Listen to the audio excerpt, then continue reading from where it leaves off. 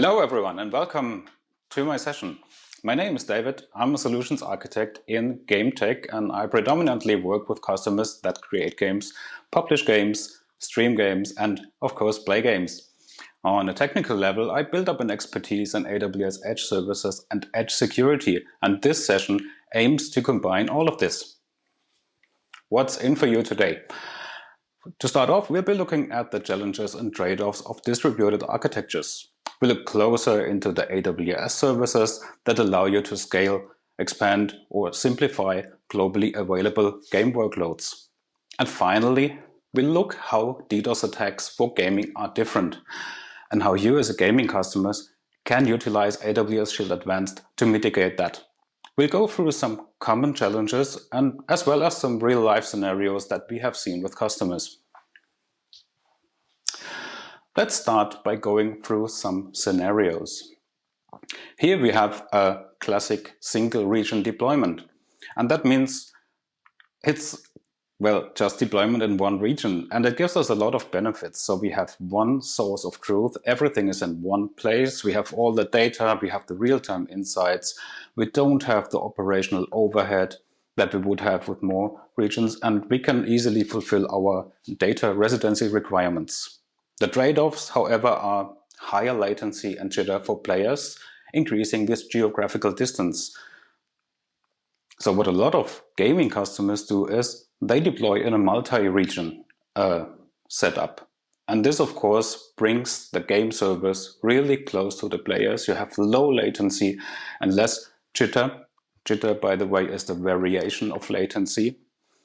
The trade-offs in a multi-region architecture are, however, now you have to deal with challenges of centralizing the data, centralizing your analytics and be a business intelligent. You have to distribute events if you want to make decisions based on your data. You have to collect that and distribute it back. And you have to run the same stack multiple times, which introduces also a lot of complexity and the challenge of observability as well. But it's not an either-or decision. A lot of gaming customers actually run an API centrally while they distribute the game service globally for better player experience. This way, you can have the low latency to players, but also the global distribution where you need it. And the trade-offs can be compensated this way, but they still exist. Like, for example, how do you do in real time an in-game push notification? How do you establish an analytics solution that works in such a construct? So these are the questions that maybe will be solved today by looking at the AWS services. So let's talk about that and how AWS can help you, either by optimizing or by simplifying your distributed architectures. A lot of what you will hear about today builds upon the AWS global infrastructure, which currently consists of 275 and more points of presence, 25 geographic regions with 8 more regions announced. As you know, it's reInvent, so at the date of this recording, these numbers were correct, but it could have changed already. Who knows? But what you see here is that everything is connected. All the dots, all the points of presence, the edge locations, the AWS regions, it's all connected by a redundant 100 gigabit Ethernet network, which is a dedicated network capacity between all of this for AWS customers to use. And this gives you quite some benefits. Let's start with AWS Global Accelerator, which uses the basic networking layers. Here we look at the 2 region deployment scenarios. So clients that are close to the region are probably within an acceptable latency range, but with distance increasing, hops, latency and jitter will increase. What you can do with AWS Global Accelerator, you can deploy a globally available static Anycast IP addresses, which point to the nearest edge location from a client's point of view. The clients then connect to the nearby edge location, and then the traffic goes over the just explained AWS managed network, resulting in quite some benefits for your customers. We have done some measurements with a third party from real clients in Singapore to the Ireland region, and we found a 49% improvement in first byte latency, 60% better throughput, and 58% less jitter compared to connection using the public internet. The variation in latency when we look at an end-to-end connection, this is what we call jitter. And you can actually see how the blue graph here is quite bumpy and not really straightforward, whereas the green line here is really smooth and flattened. And this is the latency improvement that you see here in this case with Global Accelerator.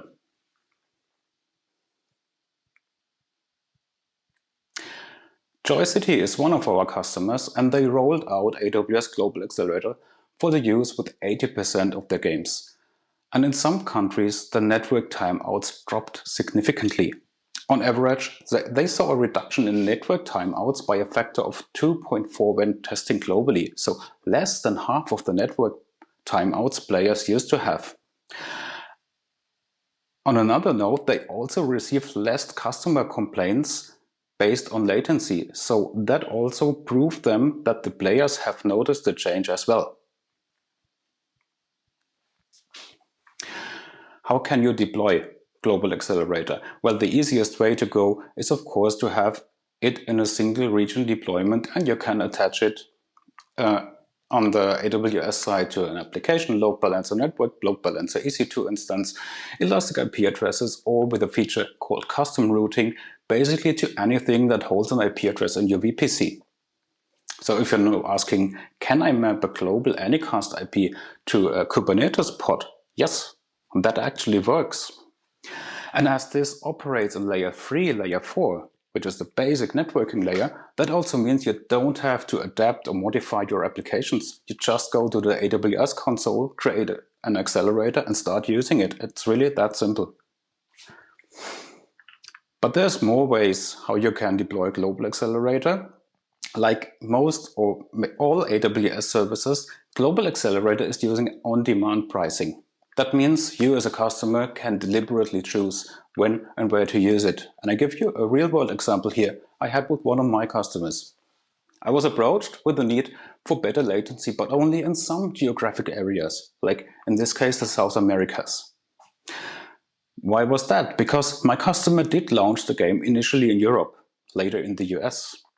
Here they had a good connectivity, latency was always within the acceptable range for the game, and the game was basically designed to work this way. But the game continued to grow, fortunately for them, and they wanted to expand to other geos. And then they noticed, well, in South America it doesn't look this way like we used to know it. So what can we do? So what you can do here in this case, you can deploy Global Accelerator to lower the latency and make it basically able for players in South America to play with each other or play with players from other continents with an acceptable latency as well. More use cases. You can actually utilize AWS Global Accelerator to reduce your multi-region deployment. That means when you're operating in more than one region and you want to consolidate that, because just for the purpose of simplification or maybe cost saving even, you can by just deploying a Global Accelerator and maybe abandoning, can I say abandoning? And maybe decommissioning one region and focusing on the remaining one.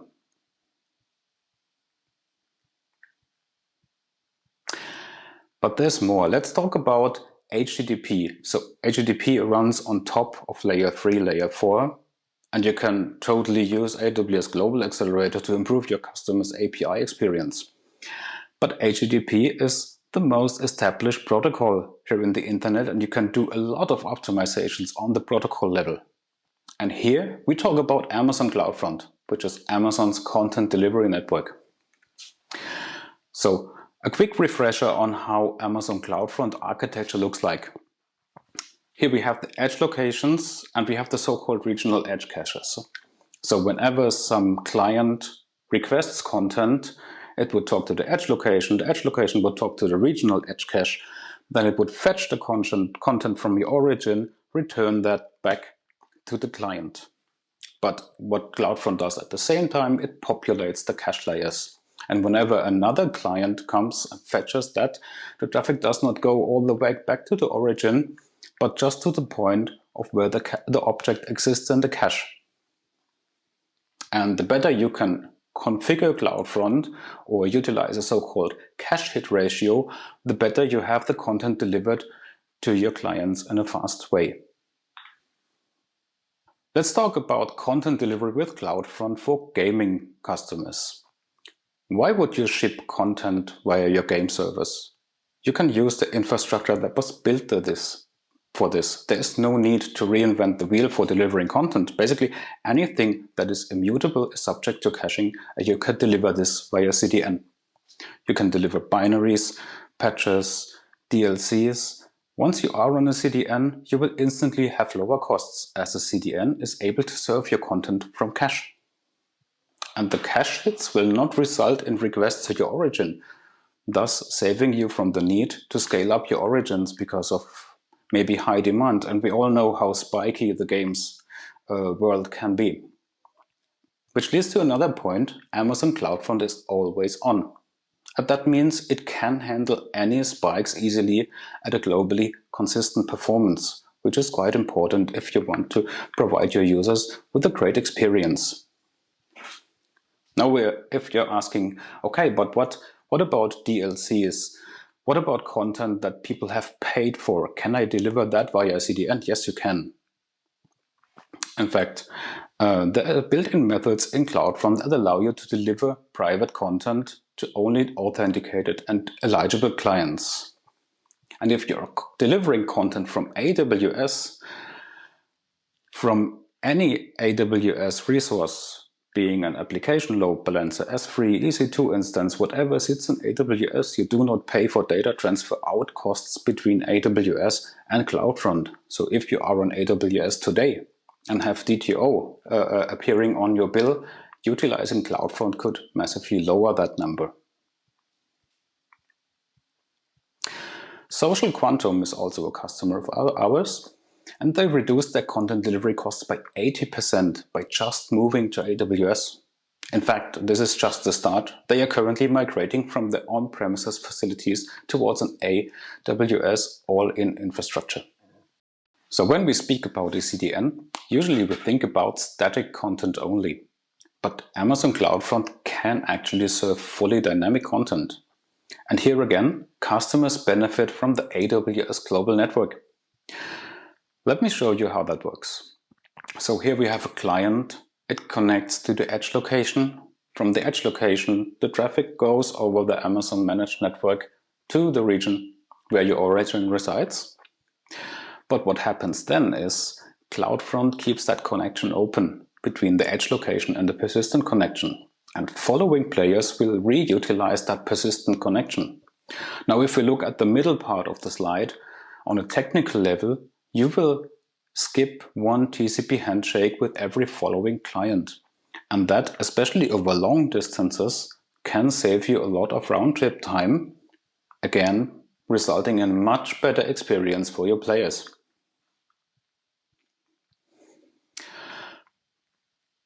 But that's not the solution for everything, right? So when you have a CDN, you want to make use of this. You want to deliver as much as you can from a point where it's really close to your clients, and only deliver from your origin over a long distance where it absolutely has to be dynamic.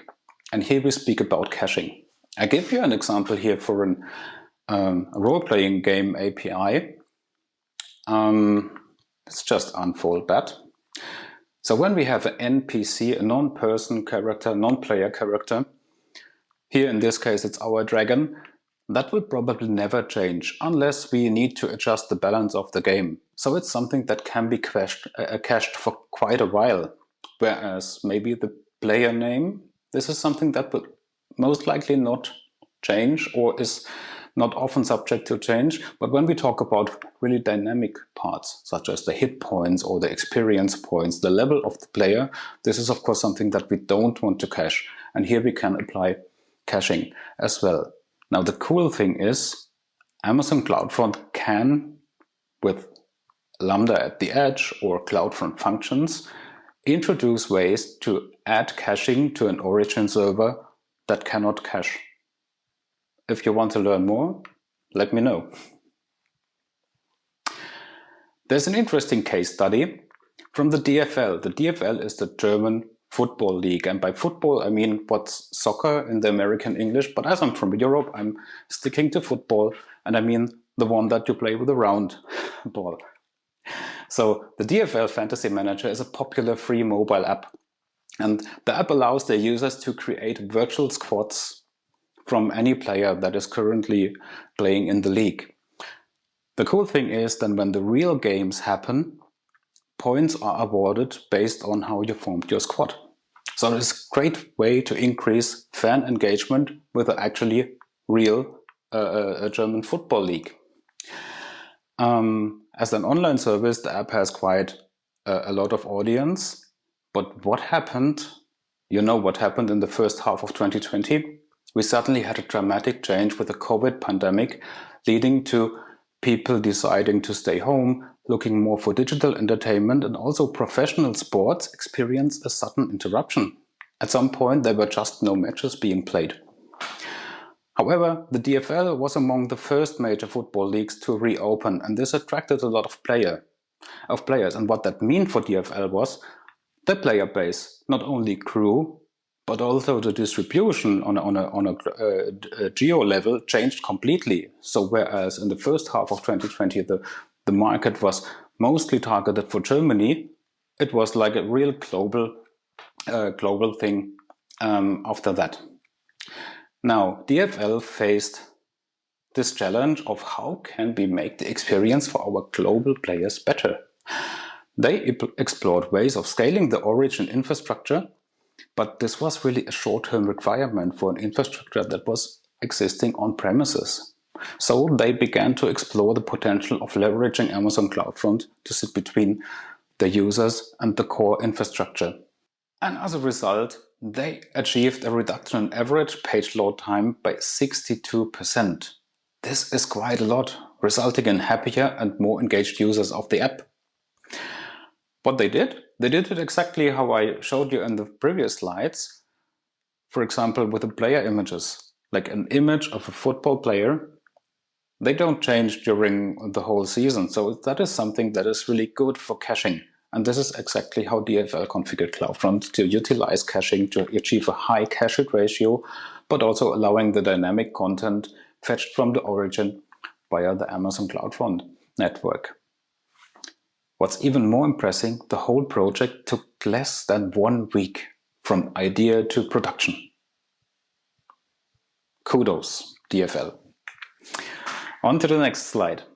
Now we talk about Route 53, which is Amazon's DNS service. Sometimes an underestimated service, but one of the most important foundational services that exist in the internet. Amazon Route 53 offers a lot of ways to handle DNS. And there are many routing policies. Some can even combine, but let me go a bit deeper on 2 of them specifically. First, we have the latency-based routing, which is basically a client asks for a DNS record. Route 53 looks up the latency from the client network and returns the record with the least latency. And as AWS, we constantly measure the latency from the client networks to our edge locations.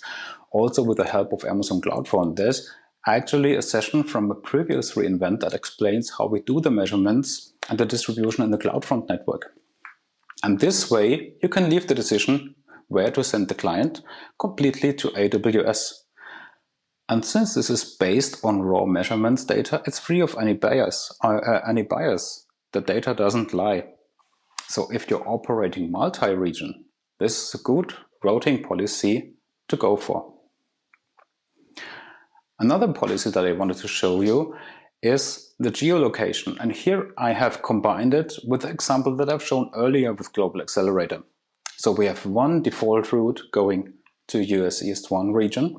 And we have one route that basically, whenever a client with an IP that can be mapped to South America requests a DNS record, it will be sent to the global accelerator static Anycast IPs, which in the background again connect via the AWS global network to our US East 1 region.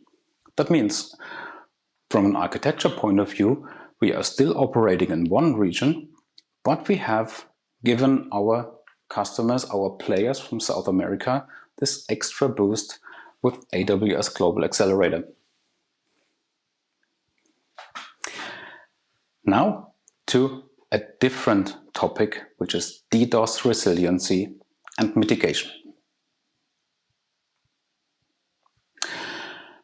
As the internet grows in size and devices, DDoS attacks are becoming more and more frequent, larger, and with new attack vectors. And a couple of years ago, attacks used to originate from data centers or compromised clients, but we have more and more compromised home devices, routers, all kinds of IoT. And a big problem is that once of the devices have been compromised, only the owners can apply patches.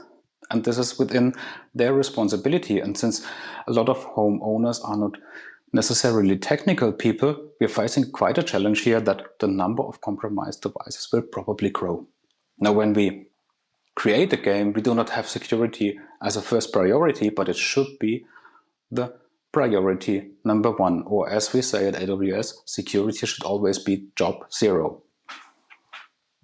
Especially when we look at the data that we have from the AWS Threat Landscape review of AWS Shield in 2020.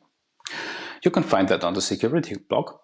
I will provide a reference later, but we observed that 60% of all events have been targeted to gaming applications directly. And what makes these attacks even more specific is that the events were really short in duration, often less than 5 minutes, which makes it even harder to detect.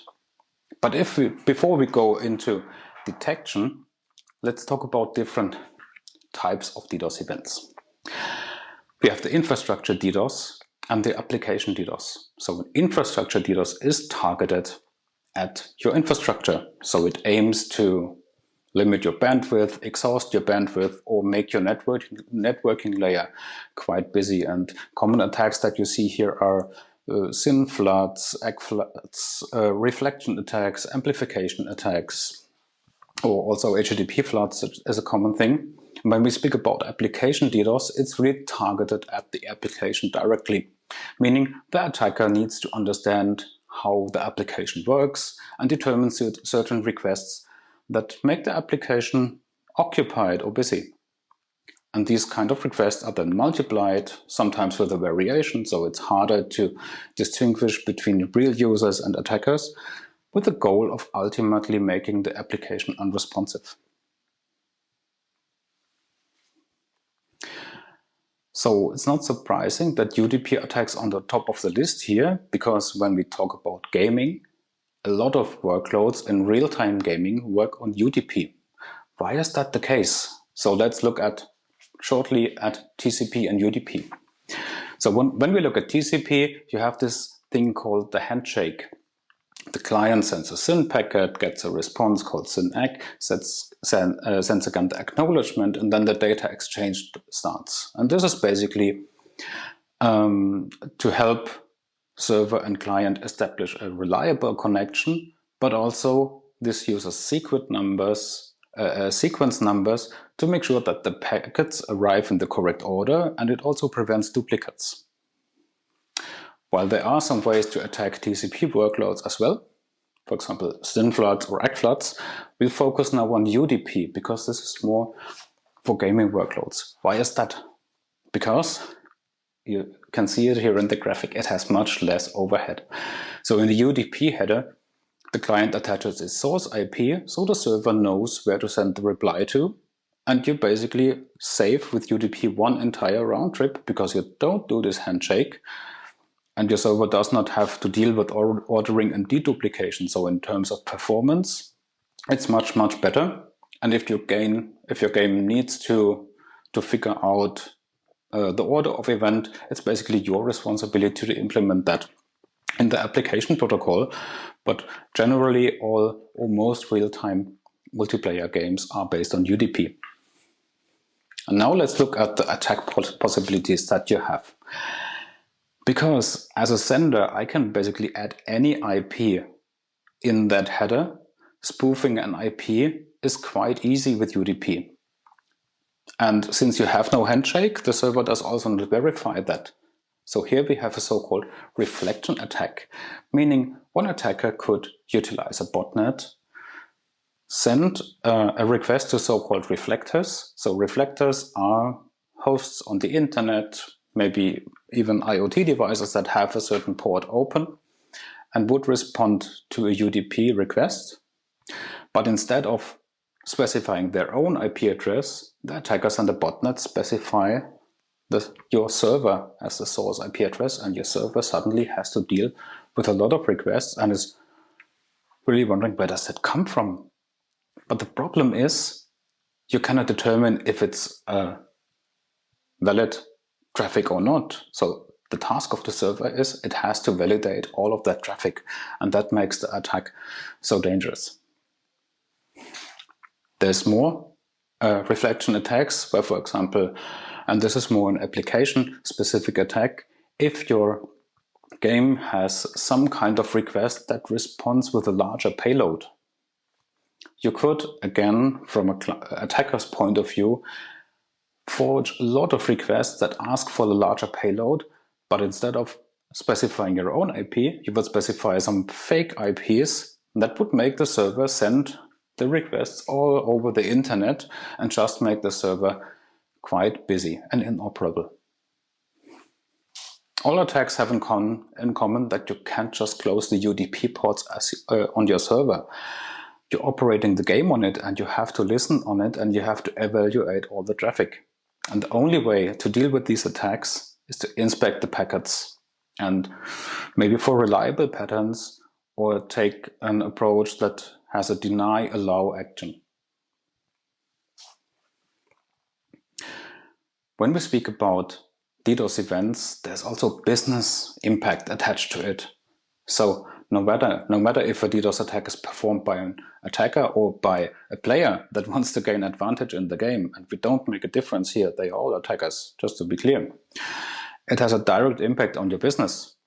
You can have increased costs because you need to scale up to mitigate an attack. Or it could lead to that you can't provide the usual service quality and your players start complaining.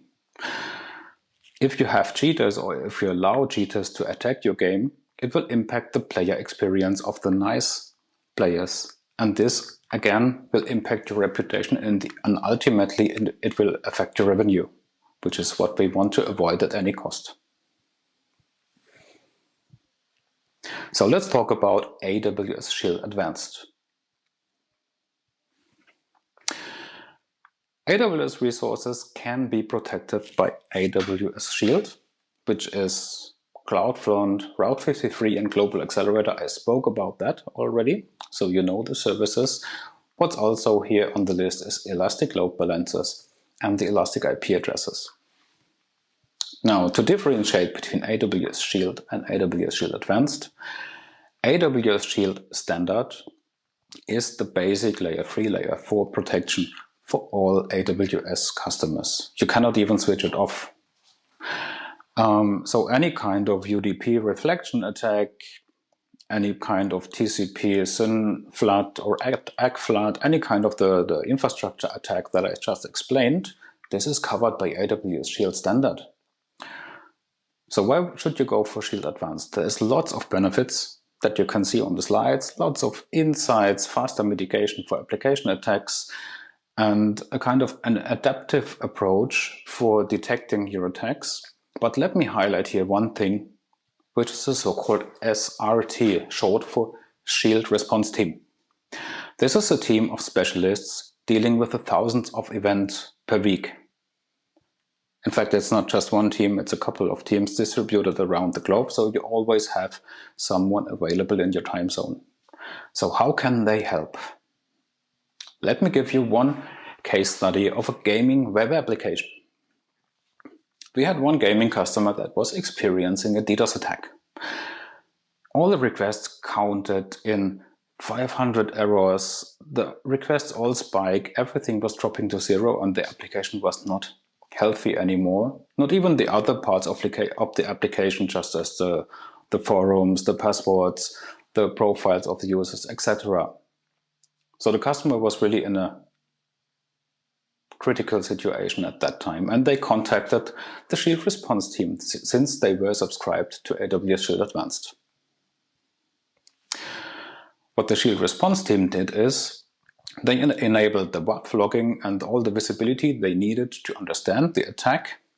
They ran it through a log parser, identified the suspicious IPs, built a custom block list for the customer, also added additional rules to make sure that there would be no false positives, with the result that all the requests went back to normal, all the malicious requests dropped, the attack was mitigated. Let's look at game servers. I mean, this was HTTP and will probably help when you run an API or maybe even some kind of website for your game. But what about multiplayer games that run on game servers, on session-based game servers, on UDP?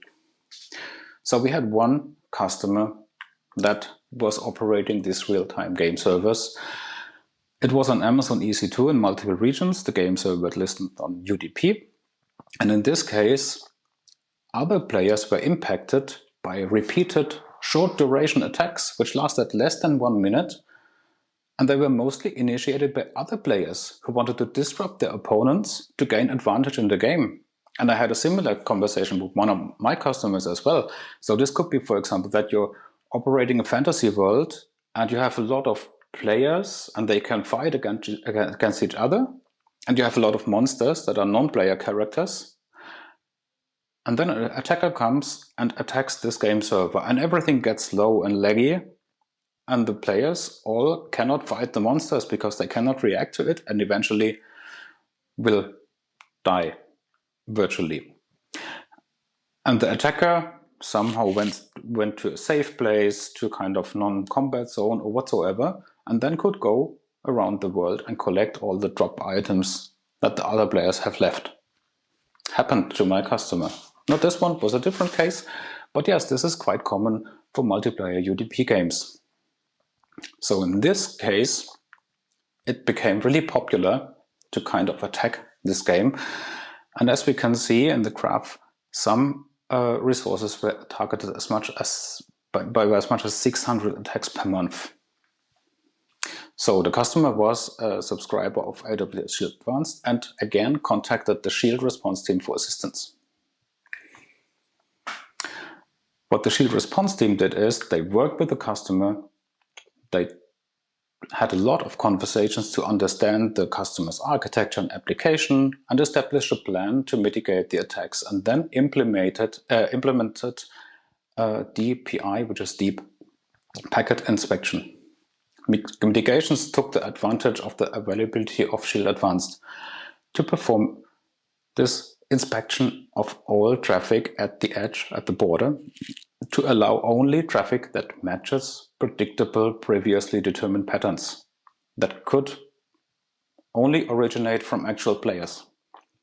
And once the mitigation was placed, the attacks did not really stop, but they were just no longer effective and therefore decreased over time. It's common for bad actors actually to reduce their attacks and give up once they notice that they do not have the desired impact anymore. So if you want to use Shield Advanced for your gaming workloads, for web applications, you can utilize CloudFront or Application Load Balancer. If you are operating on EC2, you have to put an elastic IP address before that, or AWS Global Accelerator, because it needs to be one resource that can be protected by Shield Advanced. Common misconception is that once you are subscribed to Shield Advanced, you don't need to worry anymore. That's not necessarily true. While we do everything to mitigate any attack as fast as we can, don't expect an instant detection and mitigation. So if you have something that's really a hot topic, speak to the Shield response team and figure out a way to deploy a so-called always-on mitigation that matches known reliable patterns. And this can be done even at extremely high packet per second rates. There's actually a lot of things that you can do yourself to limit what's happening on your server. If we speak about game servers, you are doing the matchmaking. So you know exactly who will be playing on that session. Use that information to limit the connection to the clients, limiting the throughput of each client by utilizing a host-based firewall such as IP tables or Suricata. Utilize the network access control list in your VPC, because it will really keep your VPC clean and establish protection at a layer that is just one level higher than the security groups or than the host firewall. And if this continues to be an attack, if these attacks continue, consider to use AWS Shield Advanced. And in fact, network ACLs, if you combine that with an elastic IP address and Shield Advanced automatically deploys your network ACLs to the border or to AWS network during an attack. Meaning, when your network ACLs are at the border, Shield Advanced can provide a protection against larger DDoS attacks. Why is that? Because when you have a distributed attack, so D in DDoS means distributed, when you can distribute your response as well, when you can distribute the points of impact, you divide the overall volume of the attack. And especially with large attacks, this can make a real difference. Of course, this doesn't apply to session-based game servers, which is usually one resource, but for example to backends, central APIs, and everything that can be distributed. Last but not least, preparation is key. There are some things that you can do before your workload hits production. And this is security. Security is job zero, so have someone, maybe a whole team dedicated to this job to make sure that everything is in shape and in place before you run the game. There's lots of tools and things that we provide you to do and to build a resilient workload. Let's look at the AWS Well-Architected Framework, which is a questionnaire. You can do it yourself on the AWS Well-Architected tool, but you can also do it with your solutions architect. It will challenge you on lots of aspects on your workload, and often actually it will also result in cost reductions beside better security, better resiliency, better scalability, and better operational excellence. If we speak about DDoS specifically, there's a lot of material that you could use. I highlighted here the AWS white paper for DDoS resiliency. And last but not least, maybe advertising my role a bit, I'm a solutions architect. I'm working in the customer's best interest, and that means also if you discuss an architecture with me, I will challenge you on the security of that architecture as well. So whenever you need someone independently looking at your architecture in terms of security, let us know. And we will sit with you, maybe bring even security specialists to the talk to figure out how we can help you best. That was it for me. Here are some slides, some links to the things that I just mentioned. So just let that rest for a bit so you can take a picture or memorize it. And now that's really it. Thank you and goodbye.